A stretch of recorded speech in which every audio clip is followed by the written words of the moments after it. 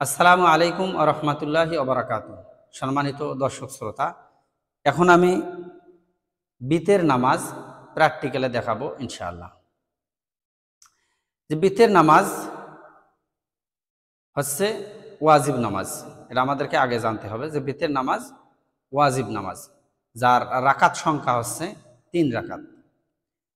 আর এই বিতের নামাজে অন্য অন্য নামাজে যেমন সূরা কেরাত লাগে, তার থেকে অতিরিক্ত একটা জিনিস, একটা দোয়া বেশি লাগে, যে দোয়াটার নাম হচ্ছে দোয়ায়ে কুনুত। এখন আমরা বেতের নামাজ শুরু করতে পারি।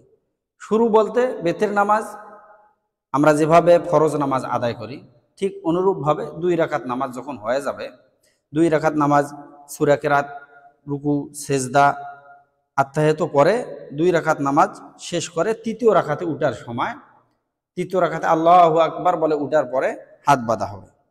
হাত বাঁধার পরে সূরা এবং সূরার সাথে অন্য আরেকটি সূরা বা কেরাত বা 2টি বা 3টি আয়াত তেলাওয়াত করার পরে প্রথমে যেমন তাকবীরে তাহরিমা বাদে সেভাবে হাত উঠানো, এভাবে আল্লাহু আকবার বলে হাত উঠিয়ে আবার বাঁধবে। বাঁধার পর ওই যে প্রথমে যেটা বললাম দোয়া কুনুত, এই দোয়া কুনুত আল্লাহুম্মা ইন্না নাস্তাঈনুকা ওয়া নাস্তাগফিরুকা ওয়া নু'মিনু বিকা ওয়া নাতাওয়াক্কালু আলাইকা ওয়া নুসনি আলাইকাল খায়র ওয়া নাশকুরুকা ওয়া লা নাকফুরুকা ওয়া নাখলাউ ওয়া নাতরুকু মা ইয়াফজুরুক আল্লাহুম্মা ইয়্যাকা না'বুদু ওয়া লাকা নুসাল্লি ওয়া নাসজুদু ওয়া ইলাইকা নাসআ ওয়া নাখফিদু ওয়া নারজু রাহমাতাকা ওয়া নাখশা আযাবাকা ইন্না আযাবাকা বিল কুফফারি মুলহিক। এই যে দোয়া কুনুত, এই দোয়া কুনুতটা পড়তে হবে।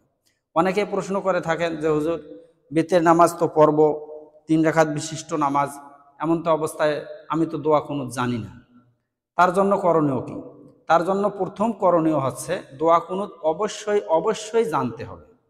কেউ যদি প্রাথমিক অবস্থায় না জানে, তার জন্য একটু সুযোগ আছে, সেটা হচ্ছে এই, সে ওই যে তৃতীয় রাকাতে তাকবীরে আবার তাকবীর দিয়ে হাত বেঁধে ওই সময় যেই সময় দোয়া কুনুত পড়া কথা, সেই সময় সে রব্বানা আতিনা ফিদ দুনিয়া হাসানাতাও ওয়া ফিল আখিরাতি হাসানাতাও ওয়া কিনা আযাবান নার, এই দোয়াটা পড়বে। যে হুজুর আমি তো এই দোয়াও জানি না, তাহলে আমি বেতের নামাজ কিভাবে পড়ব? যে তাহলে আপনার করণীয় হচ্ছে, আপনি যদি ওই রব্বানা আতিনা ফিদ দুনিয়া এটা 3 বার পড়তে না পারেন, তাহলে ইয়া গফুরু ইয়া গফুরু ইয়া গফুরু 3 বার পড়বেন।